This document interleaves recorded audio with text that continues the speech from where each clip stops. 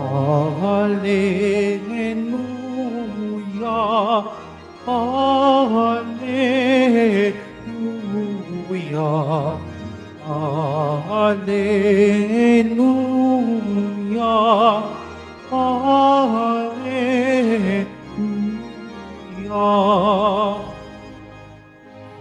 Si Kristo'y nang magtiis, ng tagumpay ay makamit, at sumati ng langit. Hallelujah, Hallelujah, Hallelujah, Hallelujah.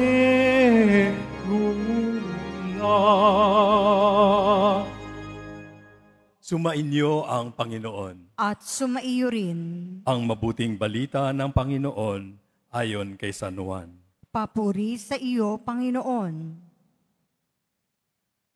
Noong panahong iyon, sinabi ni Jesus sa kaniyang mga alagad, "Sinasabi ko sa inyo, tatangis kayo at magdadalamhati, ngunit magagalak ang sanlibutan.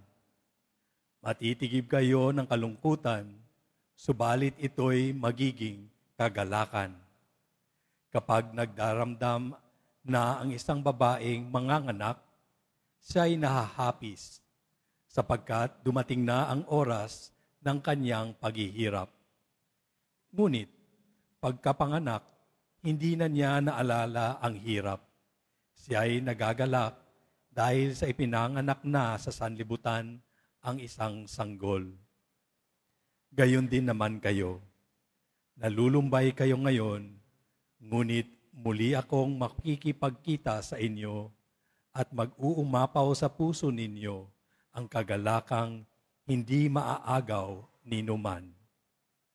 Hindi na kayo kailangan magtanong sa akin sa araw na iyon." Ang mabuting balita ng Panginoon.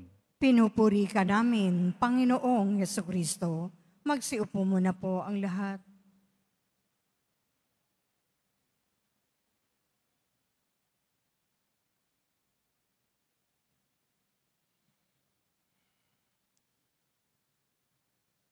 Tatangis kayo at magdadalamhati, ngunit magagalak ang sanlibutan. Matitigib kayo ng kalungkutan. Kung meron pong kalungkutan kayo na nararamdaman ngayon o dinadaanan, ano po ang dahilan nito? Bakit kayo nalulungkot? Una sa lahat, ang pagiging malungkot ay hindi kasalanan. Bahagi po ng ating realidad. Bahagi ng pagiging tao. Kaya nga ang magandang tanong, ano yung pinanggagalingan ng kalungkutan? Sabi po ng pag-aaral, ang mga Pilipino daw po ay natural na masayahin. Natural na masayahin kahit sa harap ng delubyo, nakakangiti tayo, nakakapaglaro sa baha, nagbibiruan kahit may nangyayari sa paligid. Ang sabi, masayahin daw ang Pilipino. Ang ebanghelyo po natin tumutukoy sa kalungkutan na talagang inilalarawan ng Panginoong Hesus na isang malalim o masakit na kalungkutan. Yung kalungkutan na talagang parang mamamanhid ka na. Sobrang lungkot. Hayaan nyo na imungkahi ko 3 pinanggagalingan ng ating kalungkutan. 3 pinanggagalingan ng ating kalungkutan. Wala ako, meron ng iba, nag-iisa ako. Wala ako, meron ng iba, nag-iisa ako. 3 sa maraming pwedeng panggalingan ng ating kalungkutan. Una, wala ako. Halimbawa, nawalan tayo ng mahal sa buhay. Iniwan tayo ng isang minamahal natin. Nawalan ng trabaho. Nawalan ng lakas. malulungkot ka naman talaga kapag daranas ka ng mga ganito. Kaya masasabi natin, ang isang pinanggagalingan ng kalungkutan natin ay yung wala ako. Pero merong ikalawang pinanggagalingan ng kalungkutan natin. Ano yon? Meron ang iba. Meron sila. Yun bang nakikita mo na sila ay kumbaga masaya, komportable, sila nagtagumpay, at ikinumpara mo sa sarili mo. Wala namang kinalaman yung taong iyon sa iyo. Hindi ka nga kilala. Matagal na kayong hindi nag-uusap.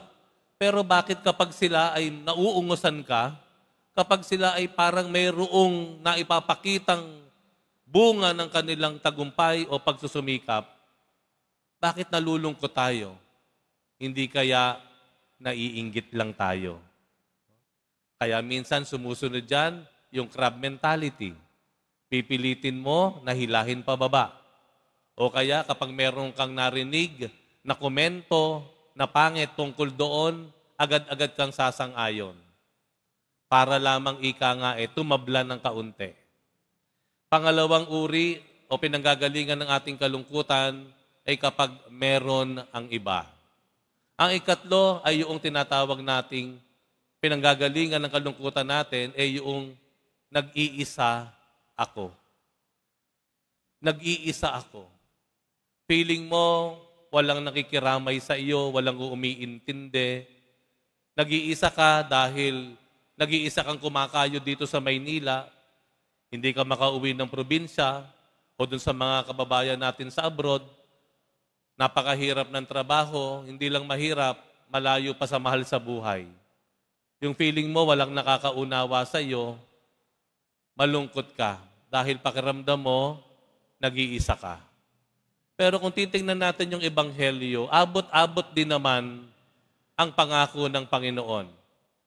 Inilarawan nga niya ang kasiyahan o kagalakan sa isang ina na pagkatapos maghirap, matakot, malungkot dahil sa kanyang panganganak, ang sabi sa Ebanghelyo, makakalimutan na niya lahat ng kanyang dinaanan sa panganganak dahil sa kagalakan na makita ang kanyang bagong silang na anak.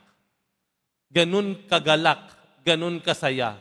Malilimutan mo na, mawawala na. Yung bang minsan karanasan natin yun Yung bang merong kang naging tagumpay o merong kang naabot sa buhay, may lumapit sa iyo, uy, sorry nga pala. Huwag mo kalimutan mo na yan. Kung may utang pa ako sa iyo, okay na mo nang bayaran. Sa sobrang saya mo, sa nangyayari sa sandaling iyon, kakalimutan mo na lahat ng atraso sa iyo, utang sa iyo, o pananakit sa iyo, panlalamang. Sobrang galak. Yun ang nais ng Panginoon sa atin. Na tila malilimutan natin ang lahat, ang mahalaga, tayo ay masaya. 3 ring mungkahi ko para makamtan natin yung kagalakan na kagaya ng inilarawan ng Panginoon. Na imbis sabihin mong wala ka, sabihin mo, meron ka. Meron ka. Kesa isipin mo na ikaw ay ulila, meron pa rin namang nagmamahal sa iyo. Meron pa rin mga taong natitirang pinagtsatsagaan ka. Meron ka pa rin mga kaibigan na mahahawakan mo, matatakbuhan mo. Kung nawalan ka ng mahal sa buhay, o boyfriend, o girlfriend, may mga kaibigan kang pwedeng iyakan. May mga kaibigan kang magbibigay sa iyo ng kaaliwan. Nawalan ka ng trabaho, mayroong pagkakataon na pwedeng dumating sa iyo. Ika nga, wag mong hanapin yung wala. Maging masaya ka sa mayroon ka. Meron ka. Ikalawang mungkahi ko ay sabihin na natin, mayroon ang iba. Mayroon ng iba. Ibig sabihin, turuan natin ang sarili natin na imbis mainggit, ay maging masaya na rin tayo sa tagumpay ng iba. There is no other way to deal with inggit, with jealousy, kung hindi turuan mo ang sarili mo na maging masaya sa magandang kapalaran ng iba. Teach yourself. Disiplinahin mo ang isip mo. na imbis mainggit ka, siksik natin sa sarili, sa isip natin, na masaya ka dahil sila binayayaan ng Diyos, sila ay tumanggap ng kabutihan ng Diyos, na kung sila ay tumanggap ng kabutihan ng Diyos, ikaw rin naman, pwede isang araw tumanggap din ng kagandahang loob at kabutihan ng Diyos. Alisin sa sarili ang inggit. Maging masaya ka dahil mayroon ang iba. Ang ikatlo na pwedeng panggalingan ng ating kagalakan o kasiyahan ay ang sabihin mo sa sarili mo na hindi ka nag-iisa pero meron kang kasama. Ang sabi po sa pag-aaral, ang isa sa mga dahilan kung bakit ang mga Pilipino minsang itinilaga sa buong mundo bilang isa sa mga pangunahing bansa na masaya, ang dahilan dahil ang mga Pilipino daw relihiyoso. Meron tayong laging Diyos na tinatawag. Meron tayong nararamdaman na Diyos na kasama sa tabi natin. Meron tayong kilalang Diyos na nakikiisa at nakikiramay sa ating dinadaanan. Meron tayong Diyos na masayahin, kung kaya tayo ay masayahin. Hindi ka nag-iisa dahil mayroon Diyos na kasama ka.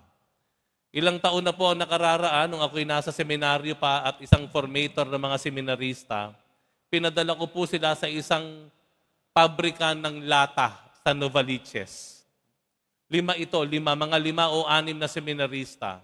Ipinasok ko sila doon na ikinubli ko ang kanilang tunay na pagkakalinlan. Ibig sabihin, hindi alam ng mga trabahador sa pabrika ng lata na sila ay mga seminarista. Bahagi po yon ng kanilang programa. Sumasabay sila sa pagpasok, sa pagkain, pagpapahinga hanggang sa pag-uwi. At isa sa mga binahagi nila sa akin ay yung nakita nila yung kasamahan nilang mga tatay o nanay na putol ang mga daliri. Kasama nila sa pagtatrabaho sa pabrika ng lata, marami sa kasamahan nila, katabi nila, putol ang mga daliri. Minsang naglakas loob silang tanungin, bakit po putol ang inyong mga daliri? At ang sabi ng mga trabahador doon, ay tinamaan kami ng makina ng lata na putol.